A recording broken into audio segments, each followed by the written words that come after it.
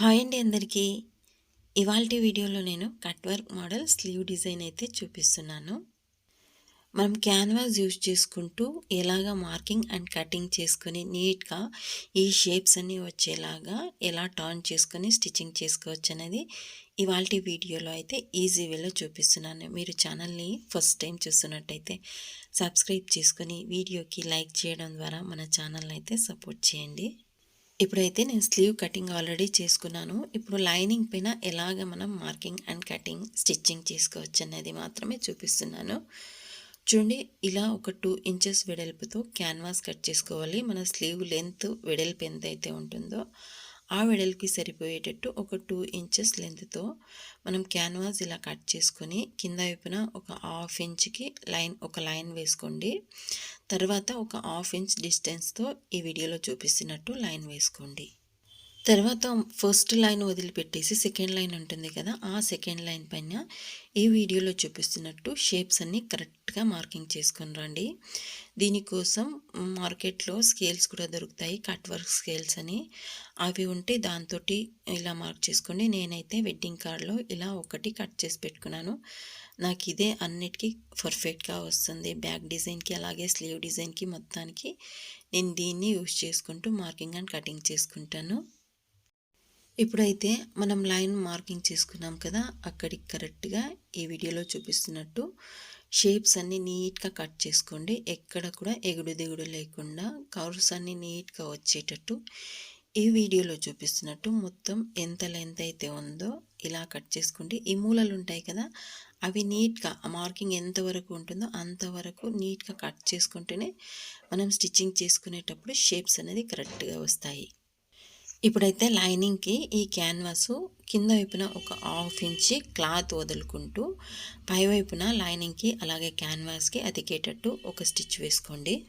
ఇప్పుడు ఈ వీడియోలో చూపిస్తున్నట్టు ఒరిజినల్ ఫ్యాబ్రిక్ పైన ఇలా మనం అటాచ్ చేసుకున్న క్యాన్వాస్ పీస్ని లైనింగ్ని పెట్టేసి పై వైపున ఒక స్టిచ్ వేసుకోవాలి. ఇది కూడా కిందన ఒక హాఫ్ ఇంచ్ ఎక్స్ట్రా తీసుకోవాలి. మనం మైన్ బార్డర్ క్లాత్ వేసుకున్నాను కదా, దానికి కూడా కింద వైపున ఒక హాఫ్ ఇంచ్ క్లాత్ అనేది ఎక్స్ట్రా ఉండాలి. మనం కర్వ్ షేప్స్ అన్ని స్టిచ్ చేసుకున్న తర్వాత మనం కట్ చేసుకునేటప్పుడు అక్కడ ఒక హాఫ్ ఇంచ్ క్లాత్ ఉంటే మనకు కట్ చేసుకోవడానికి క్లాత్ అనేది క్లియర్గా ఉంటుంది.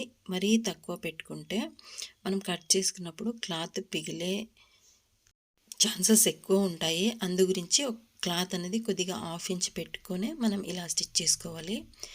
ఈ కరువు స్టిచ్ చేసేటప్పుడు మనము స్టిచ్ అనేది ఫుల్ చిన్న కుట్టయితే పెట్టుకొని నీట్గా ఇలా టర్న్ చేసుకుంటూ ఈ షేప్స్ అనేది మనం నీట్గా స్టిచ్ చేసుకున్నప్పుడే మనం రివర్స్ చేసినప్పుడు క్లీన్గా వస్తుంది. షేప్స్ అన్నీ క్యాన్వాస్ పైన స్టిచ్ రాకుండా పక్కనే వచ్చేలాగా మూలలన్నీ నీట్గా ఇలా స్టిచ్ చేసుకోవాలి. మనం ఇలా టర్న్ చేసుకునేటప్పుడు నీడిల్ కిందకి దింపన్నది తర్వాత టర్న్ చేసుకోవాలి. చూడండి, ఈ వీడియోలో చూపిస్తున్నట్టు ఒక పావు ఇంచంత క్లాత్ వదులుకొని ఎక్స్ట్రా క్లాత్ మొత్తం ఇలా కటింగ్ చేసుకోండి. ఇలా కట్ చేసుకున్న తర్వాత మిడిల్లో చిన్న చిన్నగా టక్స్ పెట్టుకోవాలి. అలాగే మొత్తం మూలలో పై వైపున కూడా ఇక్కడ కర్వ్ ఉంటుంది కదా, అక్కడ కట్ చేసుకోవాలి. మూలలో కూడా ఇలా కట్స్ పెట్టుకొని క్లాత్ రివర్స్ చేసుకోండి. ఇందాక మనం స్టిచ్ వేసుకున్నాం కదా, ఎక్స్ట్రా స్టిచ్, ఆ స్టిచ్ మొత్తం రిమూవ్ చేసేసి మొత్తం ఇలా టర్న్ చేసుకోండి. ఈ షేప్స్ అన్నీ క్లియర్గా బయటకు వచ్చేలాగా ఈ వీడియోలో చూపిస్తున్నట్టు ఈ వేలి సహాయంతో నీట్గా కర్వ్ షేప్స్ అన్నీ బయటకు వచ్చేలాగా ఇలా టర్న్ చేసుకోండి. దీన్ని టర్న్ చేయడానికి నేను ఐరన్ స్కేల్ అయితే యూజ్ చేస్తాను.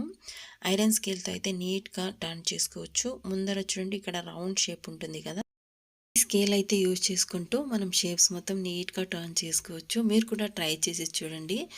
మనం మామూలుగా రివర్స్ చేసేదానికంట ఇలా స్కేల్తో టర్న్ చేసుకున్నామంటే షేప్స్ అన్నీ నీట్గా వస్తాయి. ఎక్కడ కూడా షేప్ అవుట్ అవ్వదు. మూలాలకు కూడా డ్యామేజ్ కాకుండా నీట్గా షార్ప్ ఉండదు. అది కర్వ్ షేప్లో నీట్గా ఈ రౌండ్స్ ఎలాగైతే ఉంటాయో అదే షేప్లో ఉంటుంది ఆ స్కేల్. కాబట్టి క్లాత్ ఎక్కడ డ్యామేజ్ కాదు, షేప్ కూడా అవుట్ కావు, నీట్గా టర్న్ చేసుకోవచ్చు. ఇలా ఒకసారి ట్రై చేయండి. ఇలా మొత్తం మనం టర్న్ చేసుకున్న తర్వాత పై వైపునైతే ఒక ఫినిషింగ్ స్టిచ్ వేసుకోవాలి.